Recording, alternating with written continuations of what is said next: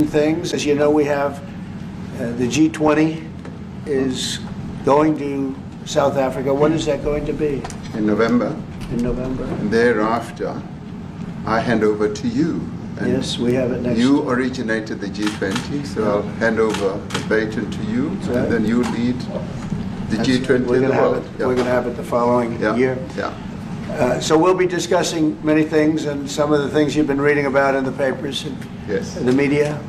And I would say that, look, the president is a truly respected man in many, many circles, and in some circles he's considered a little controversial. But we're going to be discussing some of the things that are taking place in South Africa and see if we can help. And we want to help. And we've had a long relationship with South Africa. I have, because indirectly I have so many friends that live there. I have a lot of friends. I mean, these are famous guys, but I have a lot of friends that live there that are tremendous people. And we'll be discussing that. We'll have a nice conversation. And I really appreciate that you guys came along. It really helps us in our thought process. But it is a great honor to have you, and I appreciate you called. He called. I don't know where he got my number, but I picked up.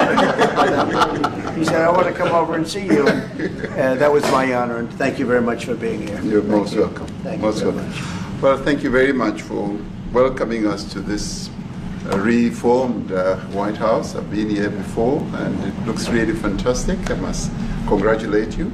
Thank you. But I also thank you for allowing our delegation. This is a very mixed delegation that you've got. We've got people from government, my ministers. I've got someone from the trade union movement who we really collaborate with, and from business as well, and our sporting legends. When I spoke to you, you said, yes, come along and bring Gary Player, bring any else, and Retief Goosen. I've brought the two of them. Gary Player, I spoke to him. And he said, look, I'm getting rather on in my years, but wishes us luck in this discussion with you. So it's a real joy. And I'd also like to thank you for allowing your people to start discussions with us at the trade level. I mean, we are essentially here to reset the relationship between the United States and South Africa. We are long-standing partners in many, many ways. We've collaborated in many fields, in space issues, in energy, and in trade, and we therefore need to reset that, particularly in the light of some of the announcements that you made on trade and investment. Right. So we want to advance more trade between the two of us, two countries, and our people now have been empowered by yourself and by myself to start engaging, and we hope that we will be able to fuel that engagement during our talks. And we also want to discuss issues that have to do with how we promote further investments in both countries. We've got about 22 companies from South Africa that have invested in the US, thus creating a number of jobs. And similarly, you've got almost 600 companies that have invested in South Africa, and some of them have been in South Africa for more than 100 years. That's true. So our links are really long-lasting, and we would like to recalibrate those relations between our two countries and discuss a whole range of issues, geopolitical, the work that you're doing to bring peace around the world, in Ukraine and in the Middle East. So we value that, and we are also a great contributor to peace processes that are going on around the world. And of course, we want to discuss how we can support each other. You are a much bigger economy than we are. We're just a tiny economy, but we rely on each other on a number of issues. We've got critical minerals that you want to fuel the growth of your own economy and reindustrialize. So we have that on offer, including rare earth minerals. So all that combination of opportunity and the products that we buy from you, as well as what we sell to you, I believe makes up a really good and powerful relationship, which we need to strengthen, which we need to engender.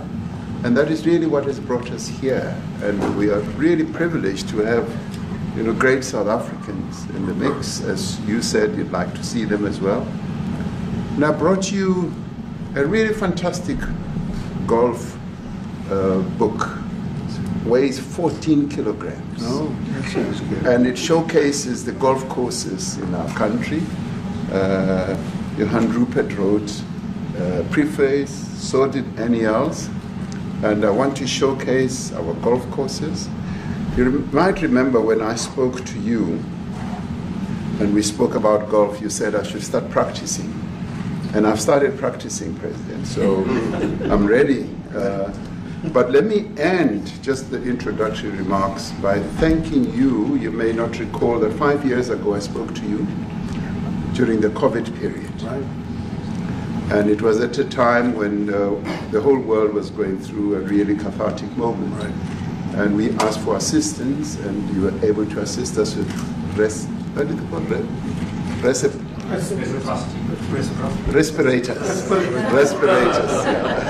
Respirators, and you kept to your word, and you delivered respirators to us. We didn't have as many in our country, and it really helped to help us deal with COVID.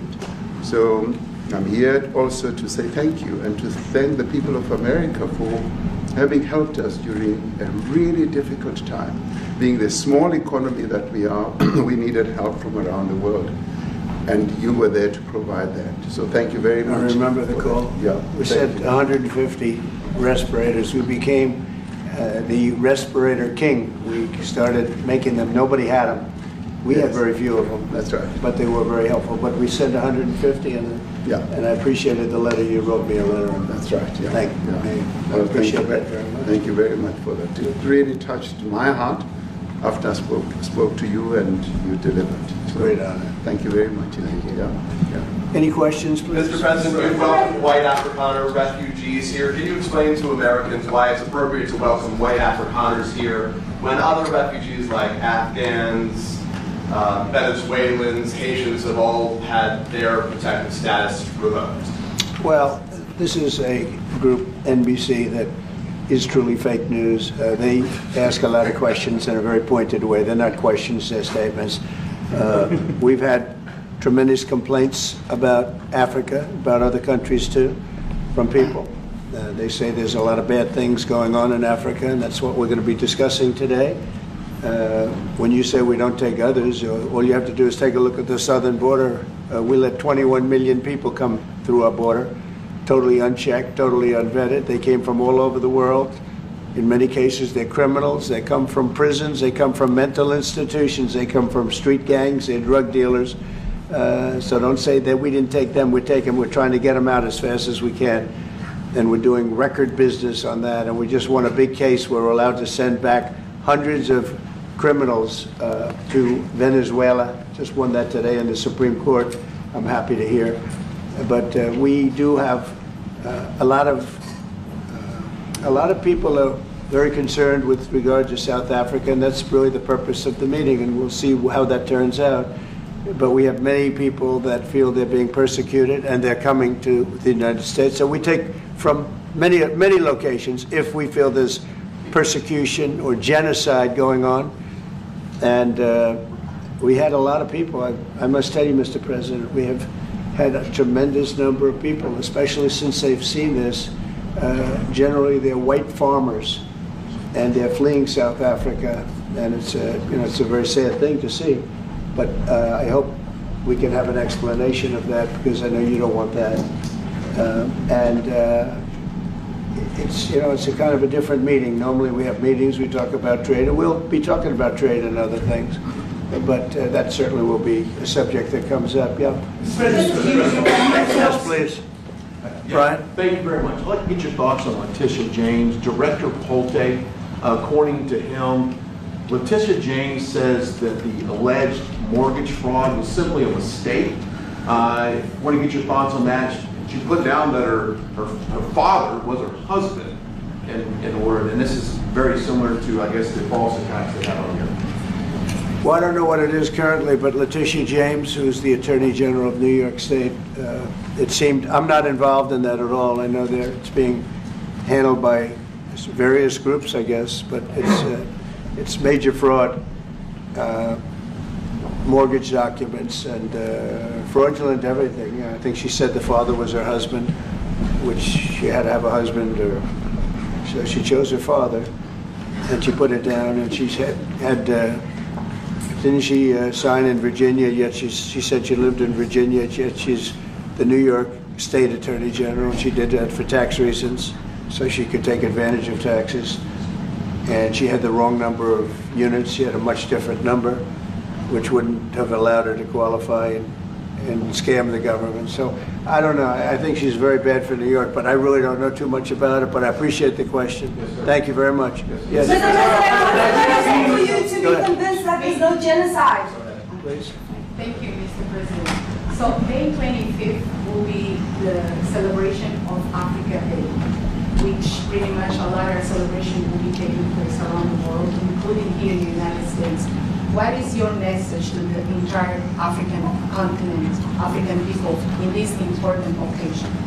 Well, I want to see peace, and I want to see happiness. I want to see health, and you have incredible land. There's tremendous value. A lot of countries don't have that value in the land. The value you have. We have a situation. I think you probably heard about it. We've done through some very talented people, helped settle a war that's been raging for years.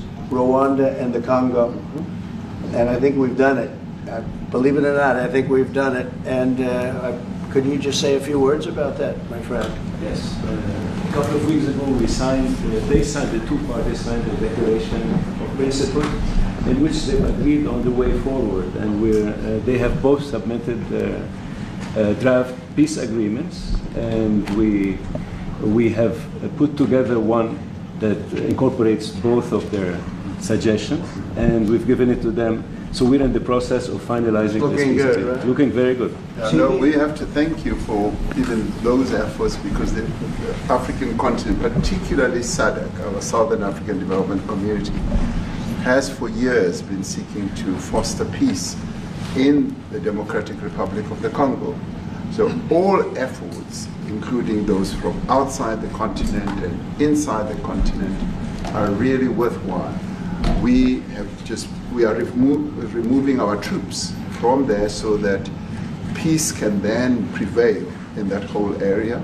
And we hope that with the support of the international community, we will really have peace in that area. It's so vital, it's so important for the whole region. Well, we sent our people there, and I think we did a very good job, as headed by my friend, and that was great. That was great. I mean, I'm just hearing phenomenal reports, because all I'm hearing is death, and they're chopping heads off, and it's horrible over there.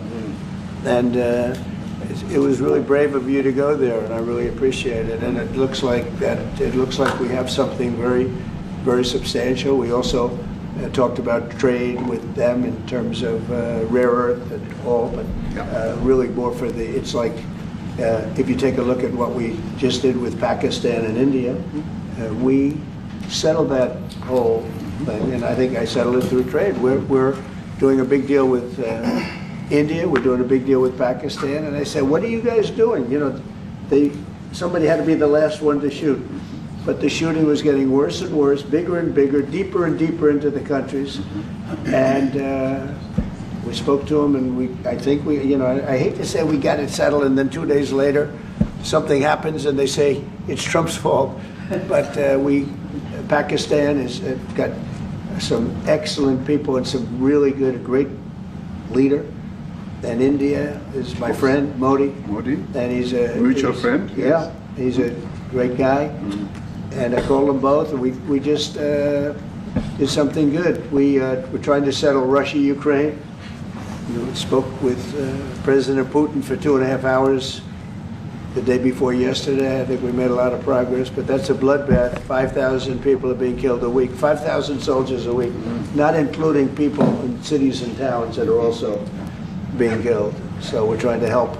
And it doesn't affect us. It's not our people, it's not our soldiers, it's Ukraine and it's Russia, but if we can save 5,000 souls, we'll do it. We're pretty good at it. but that's a bad situation. That is a really bad situation. Well, you'll recall when President Zelensky was coming to South Africa, that's when I spoke to you. That's right. We both agreed that we need to push the peace message so that there can really be peace. And we've been involved in the Ukraine-Russia conflict for quite a while. Through my Minister of State Security here, we've been dealing with them, the exchange of children who were taken away, going through names and addresses and all that. So we've been invested in that whole process as well. And the moves that you're making are fully supported by us because we would like to see the end of that war. That's true. I called Zelensky and they said, he's in South Africa. I said, what the hell is he doing in South Africa? He was talking to us. We got this big. That's a strange one.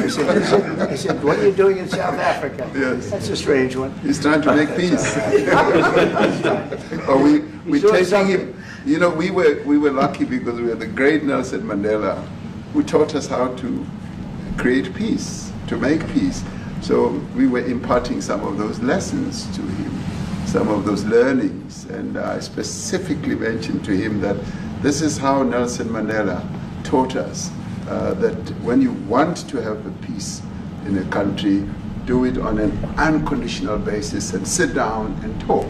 And that's precisely what I'm sure he's going to heed. Well, we're going to see what happens with that one. It's there's a lot of hatred. Yeah. There's a lot of death. It's a bloodbath.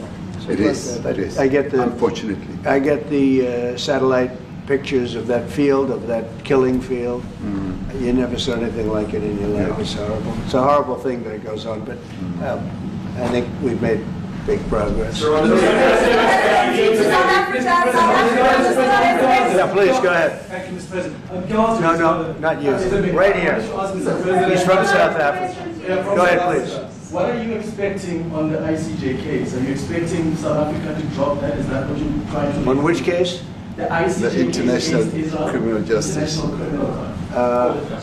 I don't expect anything, to be honest. I really don't. I don't know. It's they've got a case. There's a lot of anger there, tremendous anger. I don't expect anything. We'll see what happens. We'll have a ruling, and who knows what the ruling is going to mean. Yeah. On that subject of Gaza, Mr. President, are you going to be speaking to Prime Minister Netanyahu about Israel's renewed offensive there? There's been a lot of concern from European countries. The Pope has expressed concern. Are you going to be asking Prime Minister Netanyahu to tone down the offensive in Gaza to let more aid in? Was that a question or a statement? Here's a question. This guy's, you never change. Mr. President, this time, what would Please. it take for you to be convinced that there's no white genocide in South Africa? Well, I can answer that for President. It's for him. No, seriously. I'd rather have him answer. Yeah, I'm going to answer that. It will be. Our president will respond to you. Yeah, let me- Thank you, Mr. President. It will take President Trump listening to the voices of South Africans, some of whom are his good friends, like those who are here. When we have talks between us on around a quiet table, it will take President Trump to listen to them. I'm not going to be repeating what I've been saying. I would say if there was Afrikaner farmer genocide, I can bet you these three gentlemen would not be here, including my Minister of Agriculture. He would not be with me. So it'll take him, President Trump, listening to their stories, to their perspective. That is the answer to your question. But, Mr. President, I must say that we have, wait. We have thousands of stories talking about it. Sure. And we have documentaries, we have news stories, and that. Is Natalie here, somebody here to turn that? I could show you a couple of things, and it has to be responded to. Yeah, sure, we will. Let me see the articles, please, if you would, and turn the lights down. Turn the lights down and just put this on. It's right behind you. Johan. There's nothing this parliament can do. With or without you, people are going to occupy land. We require no permission from you, from the president, from no one. We don't care. We can do whatever you want to do. Who are you to tell us whether we can occupy land or not? We are going to occupy land. South Africa, occupy land. That's who we are. Honorable members, can withdraw my membership from this useless parliament. Honorable. Yes, honorable member. Must never be scared to kill. A revolution demands that at some point there must be killing, because the killing is part of a revolutionary act. Shoot to kill. Namaza. Kill the poor, the farmer. Kill the poor, the farmer. Pa, pa, pa, pa. To kill. Namaza. Kill the poor, the farmer. Kill the poor, the farmer. The mayor of DJ in PE is a white man. So these people, when you want to hit them hard, go after a white man. They feel a terrible pain because you have touched a white man. Not because Mashama and Soli will not be touched. They will be touched, no one. But we are starting with this whiteness. We are cutting the throat of whiteness. Shoot to kill. Yamasa. Kill the Guluva, the farmer. Kill the Guluva, the farmer. Pa, pa, pa. Shoot to kill. Yamasa. Kill the Guluva, the farmer. Kill the Guluva, the farmer. Pa.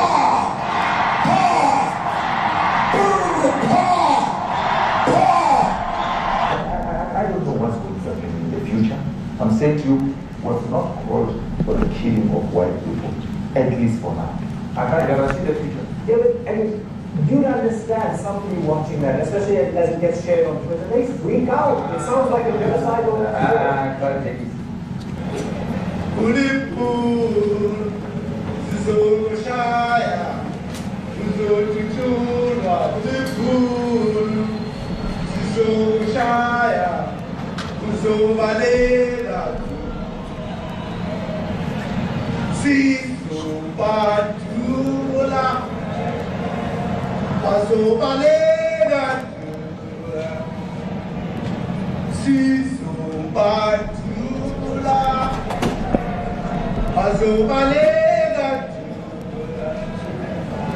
Who will expropriate land without compensation, whether they like it or not. If they object, they can seek refugee in America. Now this is very bad. These are burial sites right here. Burial sites. Over 1,000 of white farmers, and those cars are lined up to pay love on a Sunday morning. Each one of those white things you see is a cross, and there's approximately 1,000 of them. They're all white farmers, the family of white farmers. And those cars aren't driving, they're stopped there to pay respects to their family member who was killed. And it's a terrible sight. I've never seen anything like it. Both sides of the road you have crosses.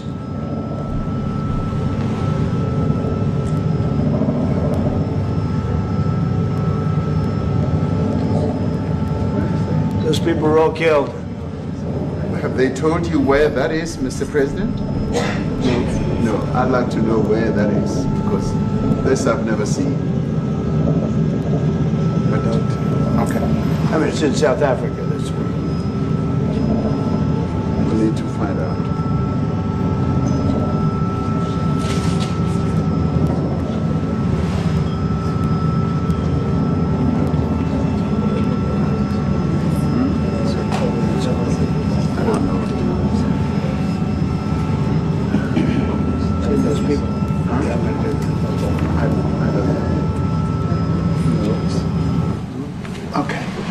Mr. President, the Pentagon announced that it would be accepting a Qatari jet to be used as Air Force One. What are you talking about? We need to what are you talking about? respond. You know, You to get out of here. What does this have to do with the Qatari jet? They're giving the United States Air Force a jet, okay? And it's a great thing. We're talking about a lot of other things. It's NBC trying to get off the subject of what you just saw. You are a real, you're a terrible reporter. Number one, you don't have what it takes to be a reporter. You're not smart enough. But for you to go into a subject about a jet that was given to the United States Air Force, which is a very nice thing, they also gave $5.1 trillion worth of investment in addition to the jet. Go back, you ought to go back to your studio at NBC, because Brian Roberts and the people that run that place, they ought to be investigated. They are so terrible the way you run that network, and you're a disgrace. No more questions from you. Go ahead. Go ahead, talk about that. His name is Peter something. He's a terrible reporter. Quiet. That's my question now. Let's go. Thank you so much. President Trump, Anna Disaster from ENCA in South Africa. Thank you very much. Thank you very much. What would you like President Ramaphosa to do about the situation that we've just seen on the screen? I don't know. Look, these are articles over the last few days. Death of people. Death. Horrible death. Death. I don't know. To pick anyone. White South Africans are fleeing because of the violence and racist laws. And this is all, I mean, I'll give these to you. So when you say, what would I like to do? I don't know what to do. Look at this. White South African couples say that they were attacked violently. And, President Trump, when will you go and see for yourself if it is indeed true? well, I could do that. Look, here's burial sites all over the place. These are all white farmers that are being buried. And he asks about a jet that was given. You ought to be ashamed of yourself. You are so bad. You're such a bad reporter.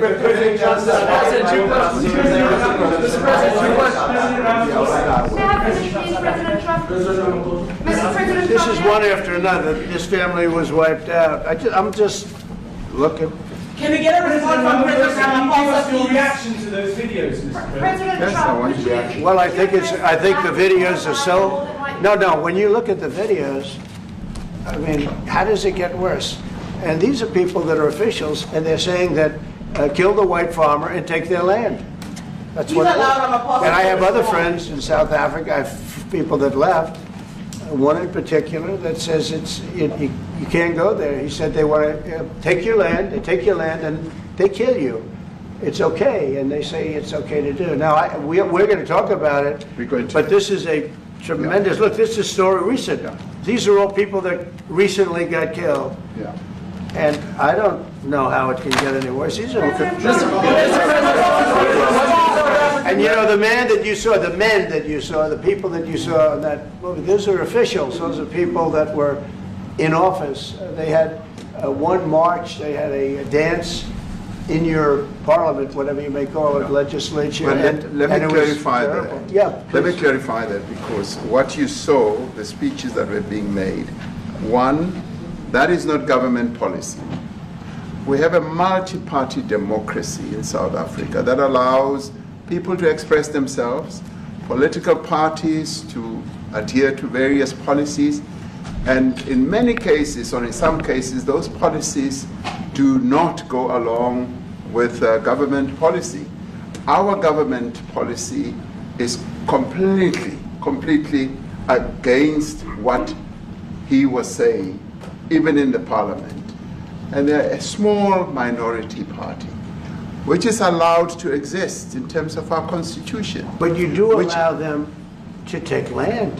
No. You do allow them to take land. Nobody can take land. And then when they take the land, they kill the white farmer. And when they kill the white farmer, nothing happens to them. No, there is nothing happens to them. There is criminality in our country.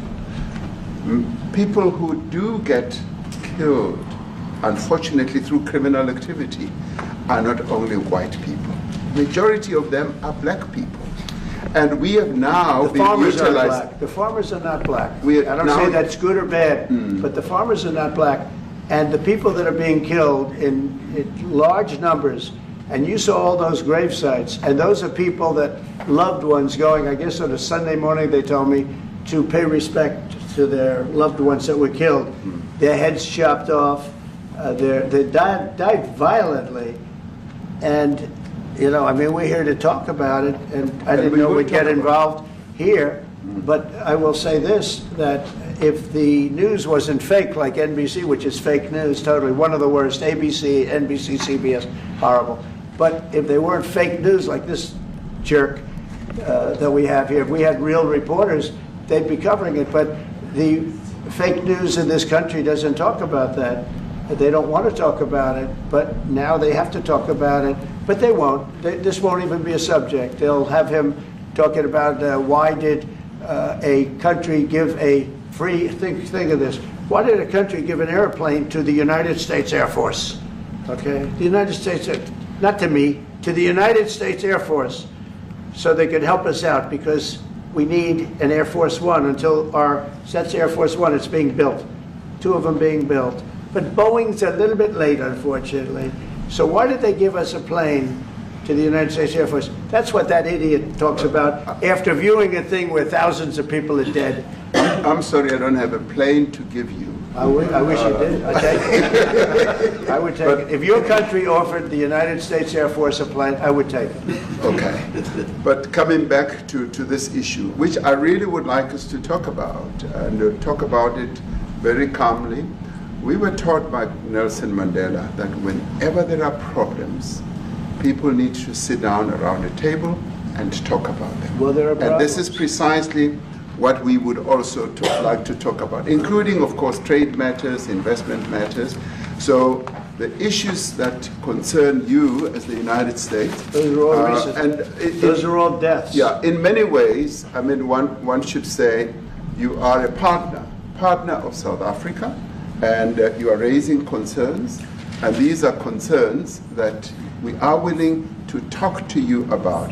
Let me just add quickly, you know, the criminality that we are experiencing in our country needs quite a lot of technological capability. And in one of our areas in South Africa, we're using US technology, which is able to, in many ways, identify where shootings are happening and all that.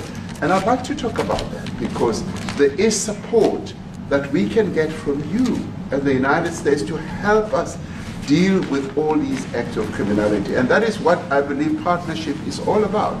And we are here as a partner so that we can help each other whenever there are challenges. So I'd like us to discuss it, and of course outside of the media, so that we sit down and have a really good discussion that will lead to good outcomes. Are there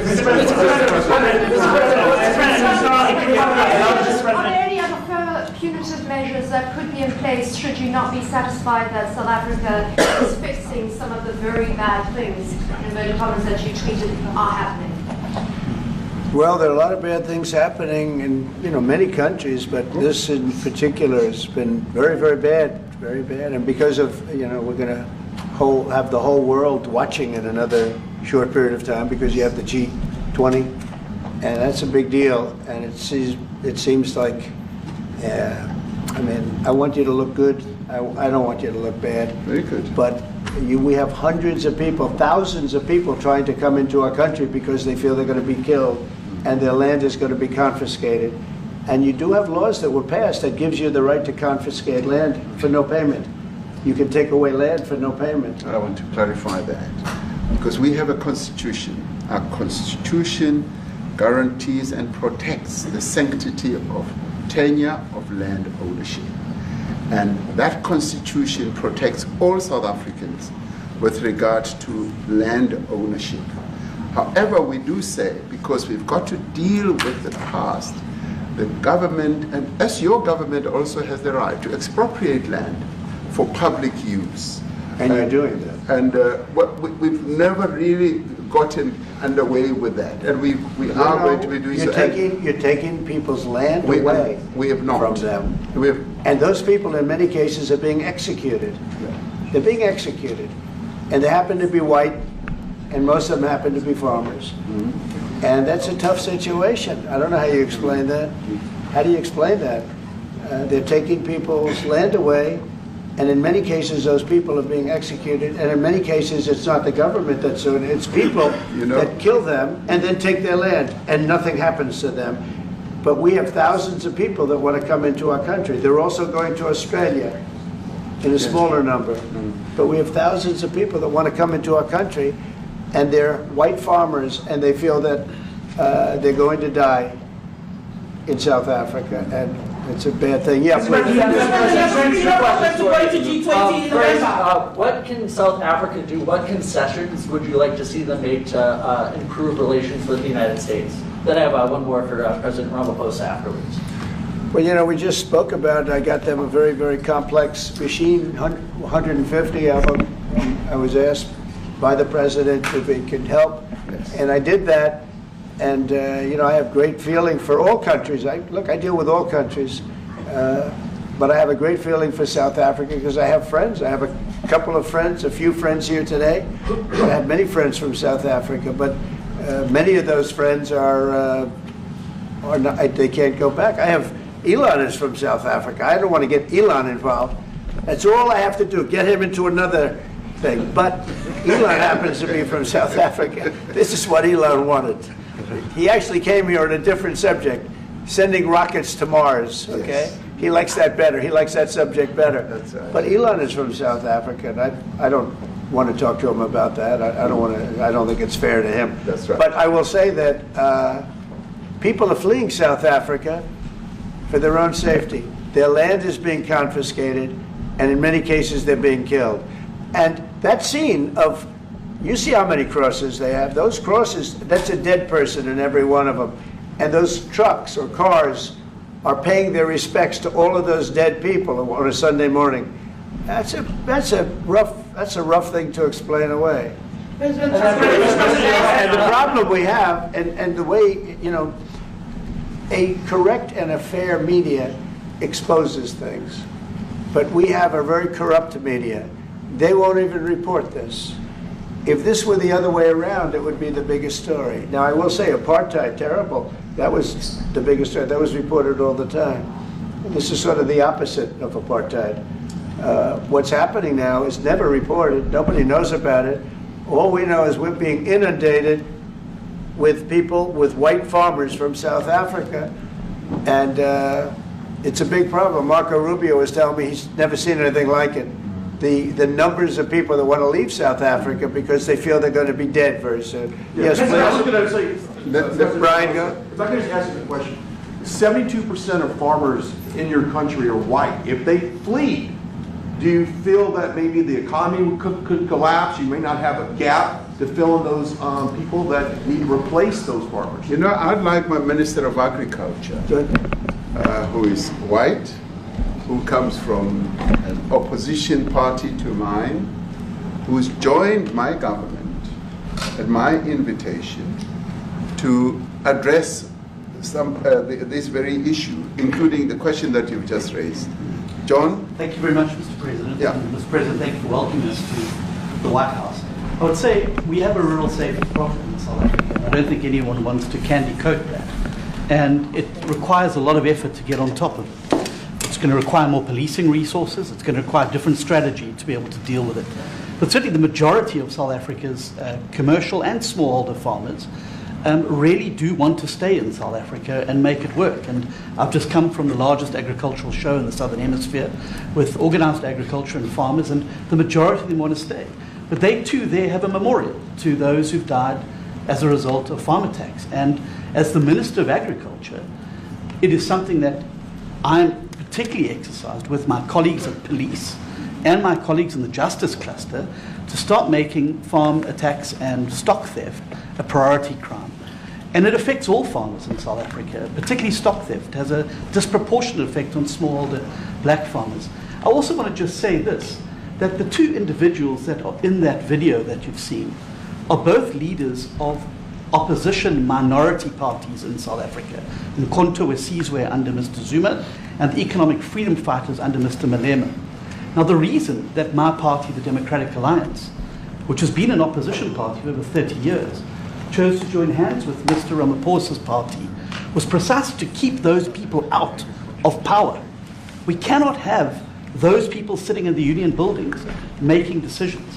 And that is why after 30 years of us exchanging barbs across the floor in Parliament and trying to get one over on each other, we've decided to join hands precisely to keep that lot out of government. Because the day they get in to the doors of the union buildings in South Africa or control of our Parliament, that's what you're going to see. And that is why this government, working together, needs the support of our allies around the world so that we can strengthen our hand, grow our economy, and shut the door forever on that rabble getting through the doors of the union buildings, because then South Africa's future would be... So you denounced that type of language in the video that you saw? Oh yes, we've always done so. As government, as my own party, we are completely opposed to that. We, in 1955, adopted a document which said South Africa belongs to all who live in it. But why wouldn't you arrest that man? That man said, kill the white farmers, kill the white farmers. And then he danced, and he's dancing, and it's kill the white farmers. I think, I'm not sure, but I think if somebody got up in Parliament and started saying kill a certain group of people, he would be arrested very quickly. That man is going all over South Africa, and that's not a small party. That was a stadium that holds 100,000 people, and I hardly saw an empty seat. That's a lot of people. That's a lot of representation. And those crosses, we have dead white people, dead white farmers, mostly. And you take a look at Australia, they're being inundated, and we're being inundated with people that want to get out. And their farm is valueless. It's valueless. And they just want to get out with their life. And this is a very serious situation. And if we had a real news or real press or media, we don't have that because they won't talk about this because they're all guys like that idiot. But if we had a real press, it would be exposed. And you know, the beauty of exposing it is it's like a cleansing action. When it gets exposed, it'll get fixed. That's when it'll get fixed. But people don't talk about it. And I'll tell you who's talking about the thousands of people that are fleeing South Africa right now. We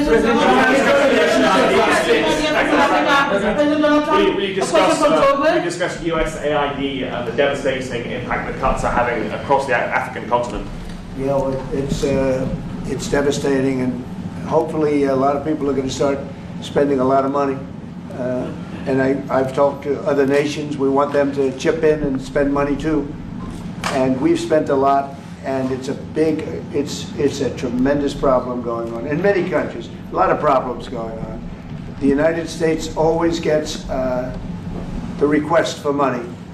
Nobody else helps, as you know. Europe doesn't help. Europe hasn't given anything.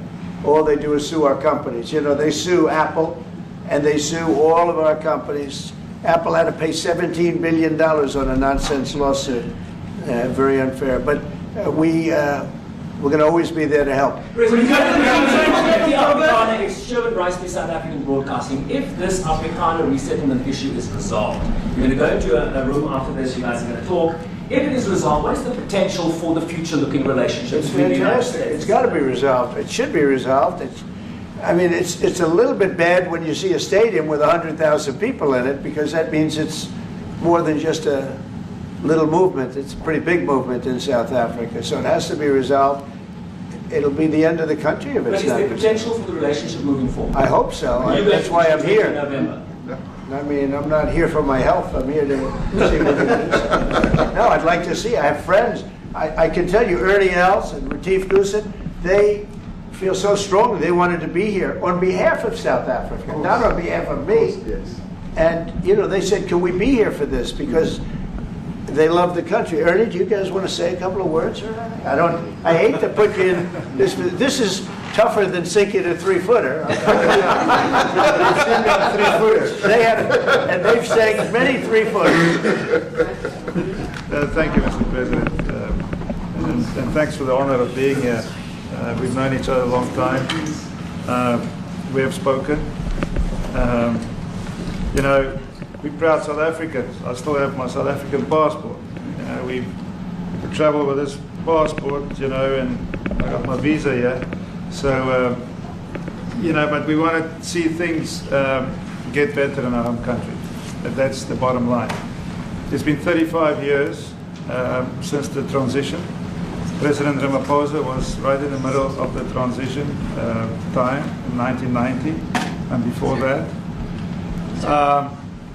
So it's been 35 years of ANC government.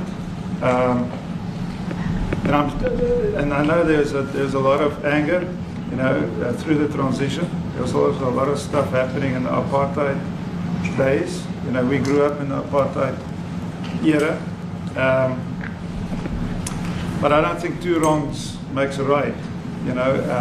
President Mandela, when he came out of prison for all that time, didn't come out with hatred, and really unified our nation through sport.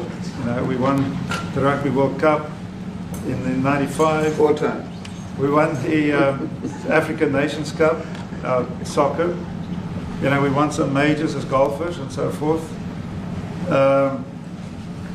So what I'm trying to say is, this has been a long time coming. That's why we really wanted to meet you, meet the administration, and see our way forward, because we still want to see our country flourish. We've got some great things going on. Business is getting involved with government.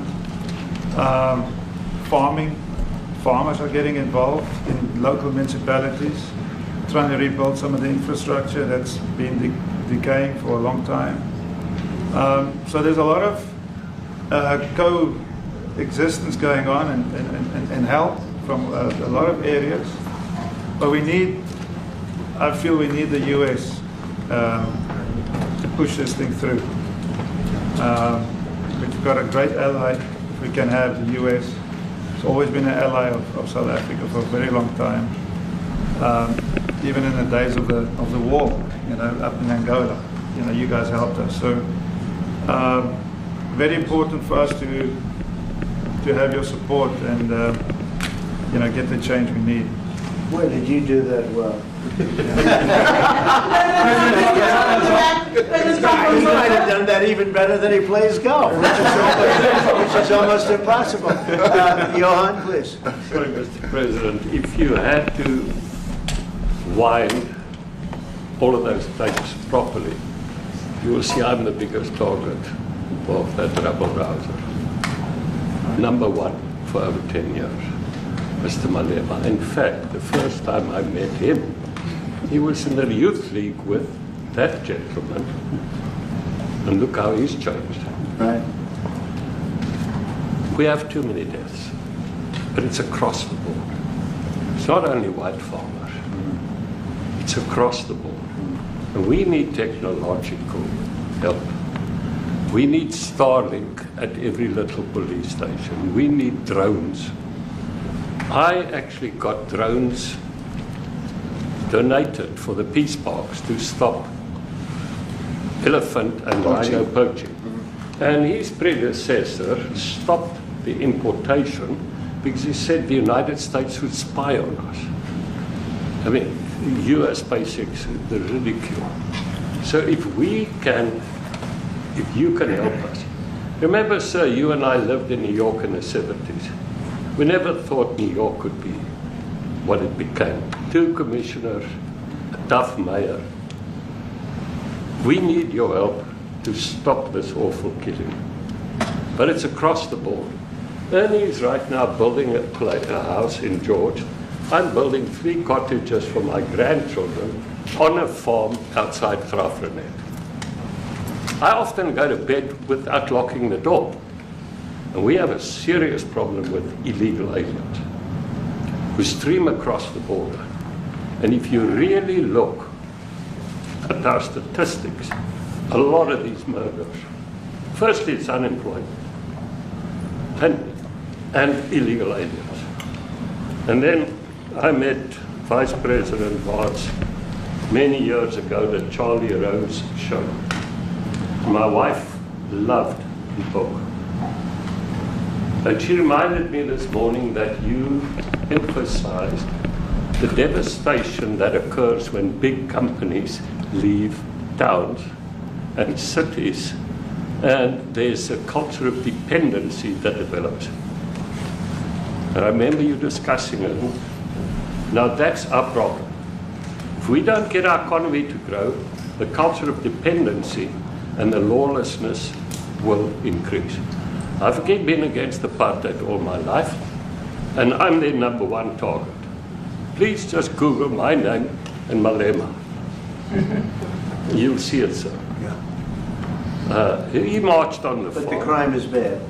The crime is terrible, sir, but Mr. Steenhuisen won't admit to it, but he runs the Western Cape, where I live. And the biggest murder rate is in the Cape Flats. Gangs. We've got gang warfare. Like your M33, whatever these guys. We've got equivalents there. But we need your help, sir. And we need Elon technology. Well, one of the real areas of support is really in investments. We've got to grow our economy, because through growing the economy, we're then able to create more jobs. Because crime really thrives where there is inequality and unemployment. And that is one of the reasons that has brought us here, to improve our investment relations, our trade relations, so that we can preserve the number of jobs that your companies have created in South Africa. By virtue of what we export to you, we are able to create up to 500,000 jobs in the auto industry, in the agricultural industry, and a number of other industries, mining, where we export things to you. And we also know that as South African companies invest here, you are also able to create jobs. So it's a mutually beneficial relationship. So our main real reason for being here is to foster trade and investment, so that we are able to grow our economy with your support, and so that we are also able to address all these societal problems, because criminality thrives when people are unemployed, when they have no other hope to eke out a living. So that is what we need to resolve, and your support, your partnership with us is what is really going to give us a strong capability to move forward. Excuse me, do you have anything to say? I mean, I don't want to leave you out. You know, the guy won 3 or 4 majors. 3 or 4?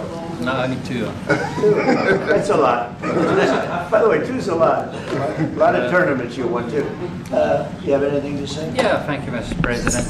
President Ramaphosa. I grew up in an area in South Africa that is a farmland area, Polokwane. And there is some issues up there. Obviously, my dad was a property developer as well as a part-time farmer. And yeah, some of these buddy farmers got killed. The farm is still going. My brothers run it. But it's a constant battle with farms they're trying to burn the farms down to chase you away. So it is a concern to try and make a living as a farmer, and at the end they, without farmers, there's no food on the plate. So we need the farmers to produce the food. Farming, right? He wouldn't do it. He wouldn't even want to do what you're doing, right? They love farming. They don't want to leave. But it's a struggle. Yeah, and food and fresh water is the most important thing in life. Without those 2 things you can't survive. How is the water there? The water is great. Obviously, all the water comes out of the borehole, out of ground for us down there. But yeah, it is a battle to get the water out sometimes when all the equipment gets stolen all the time that you're trying to get the water out. So does your family and your brother, do they feel safe on the farm? They live behind electric fences, try and be at night safe. But it is constant whenever you leave that something could happen.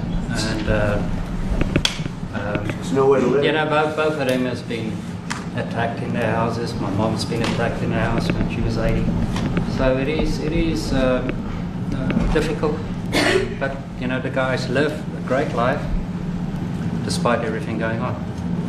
Something.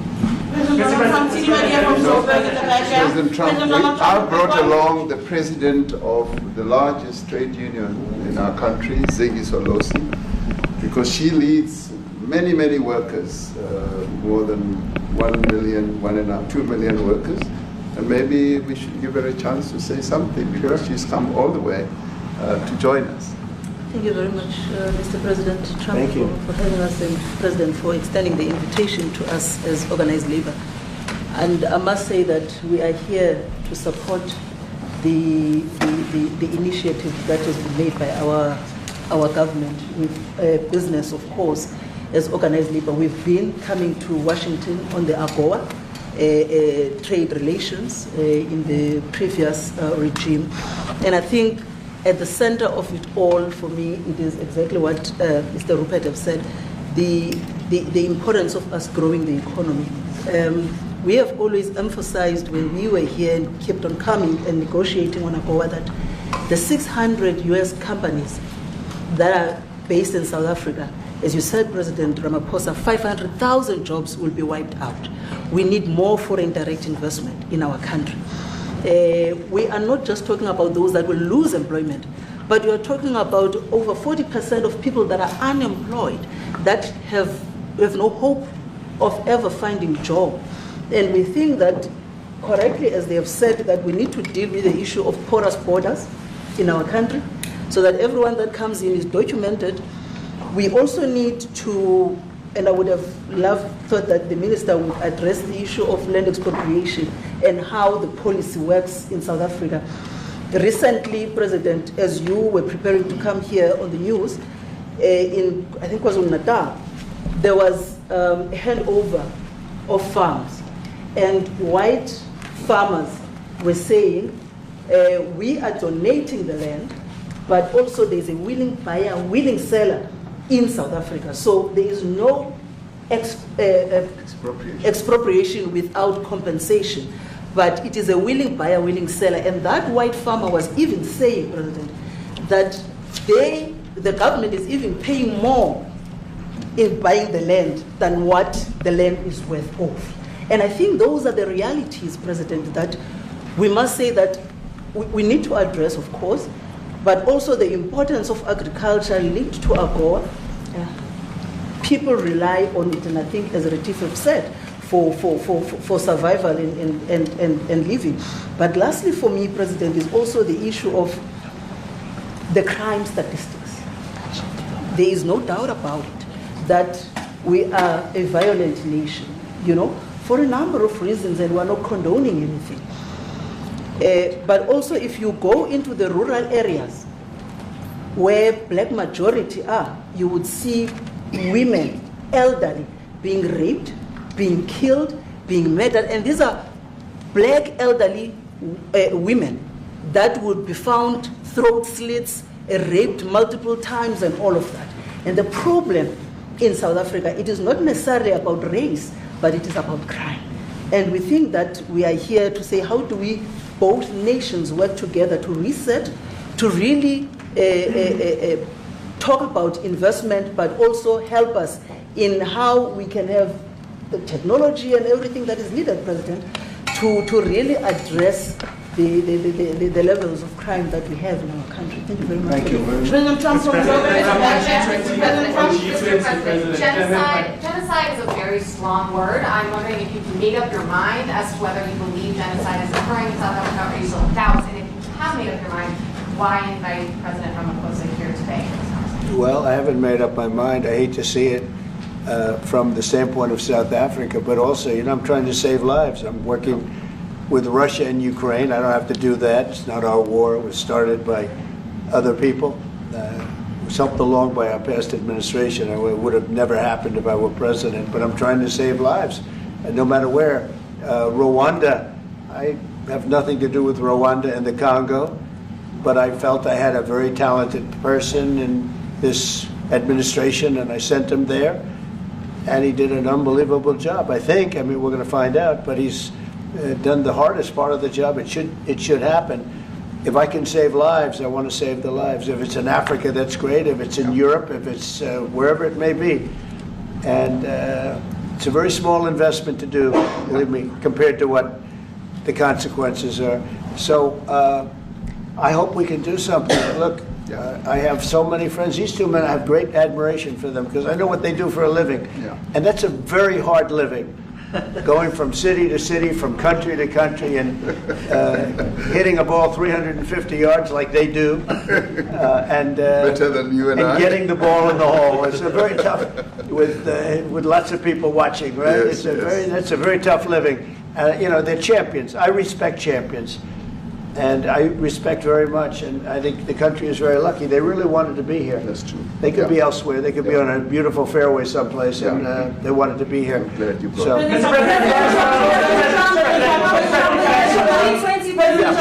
my name is Yanda Mobile from Newsroom Africa in South Africa. Good. How important is it for the United States to be at our G20 summit in November, given the relationship between our two countries? You just heard what has been said to you just now.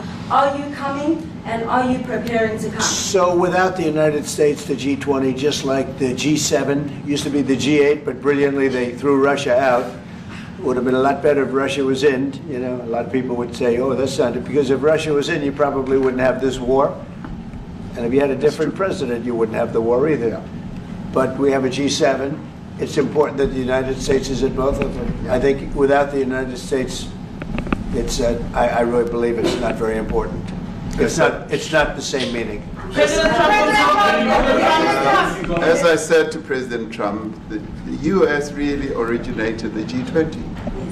And it's important that the United States continues to play a key role in the G20. And we are privileged to be the president of the G20, but we are even overjoyed that we are going to hand over to the United States, who are the originators.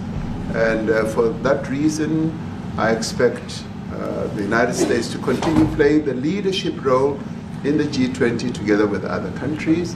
And I've said when I initially spoke to President Trump on the phone, I want him to come to South Africa for a state visit, and I also want him to come and participate in the G20. And I want to gladly hand over to President Trump to take the leadership of the G20 forward in November. Thank you very much. Thank you very much. Thank you. What is it going to take to convince you? They don't want to leave. They want you so